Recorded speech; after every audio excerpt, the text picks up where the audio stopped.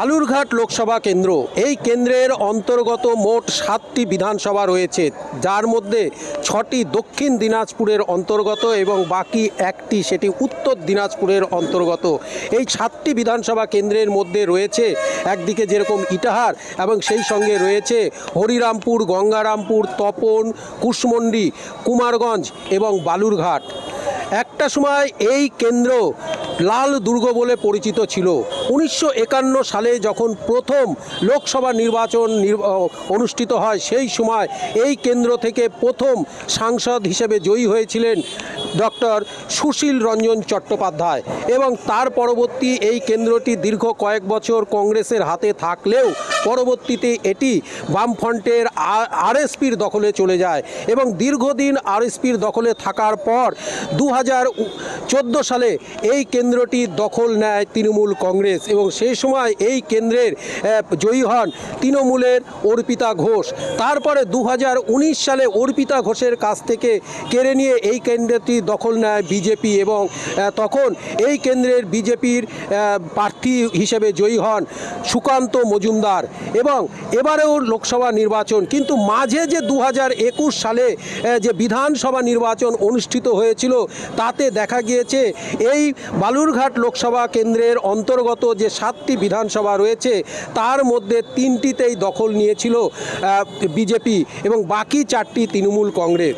এবার দেখার বিষয় যে এবারের যে 2024-এর যে লোকসভা নির্বাচন অনুষ্ঠিত হচ্ছে, তাতে এবার বিজেপি এবং তৃণমূল কে কোনটাতে কিভাবে দখল নেয় বা বামেরাই বা তাদের যে সেই হিত জমি ফিরে পেতে তারা কতটা কার্যকরী হয়।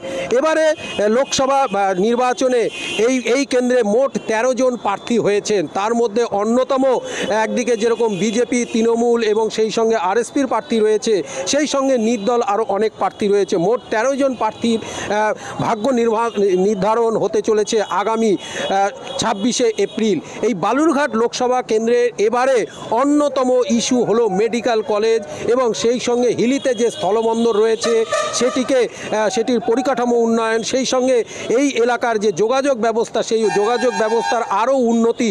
এবারে অবশ্যই যে বালুরঘাট লোকসভা কেন্দ্রে বিজেপিকে যে দিক দিয়ে এগিয়ে রেখেছে তা হলো এই বালুরঘাট কেন্দ্রে, বিশেষ করে বালুরঘাট পর্যন্ত যে রেল যোগাযোগ, সেটার উন্নতি বিজেপিকে অনেকটাই এগিয়ে রেখেছে।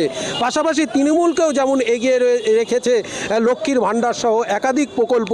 সব মিলিয়ে এই কেন্দ্রে এবারে যে ভোটের যে লড়াই তা মূলত বিজেপি বনাম তৃণমূল এবং এই কেন্দ্রে এবারে একদিকে যেরকম বিজেপির প্রার্থী হয়েছেন গতবারের যিনি সাংসদ বিজেপির রাজ্য সভাপতি সুকান্ত মজুমদার, পাশাপাশি তার প্রতিপক্ষ হিসাবে রয়েছেন এবারে এই কেন্দ্রেরই ভূমিপুত্র তথা বর্ষিয়ান রাজনীতিবিদ এবং তৃণমূলের প্রথম সময়কার নেতা বিপ্লব মিত্র, তিনি এই কেন্দ্রে তৃণমূলের প্রার্থী হয়েছেন এবং যে ক্ষেত্রে স্বাভাবিকভাবেই সকলের মতে যে এই কেন্দ্রে এবার জোর লড়াই, মূলত দ্বিমুখী লড়াই এই কেন্দ্রে হতে চলেছে এবং আগামী 26শে এপ্রিল এই কেন্দ্রের মানুষ তাদের ভোটাধিকার প্রয়োগ করবেন এবং 4ঠা জুন তার ফলাফল নির্ধারিত হবে। এখন দেখার বিষয় যে এই কেন্দ্রে আগামীতে কে ক্ষমতায় জয়ী হয়ে দিল্লির লোকসভায় তারা পৌঁছায়।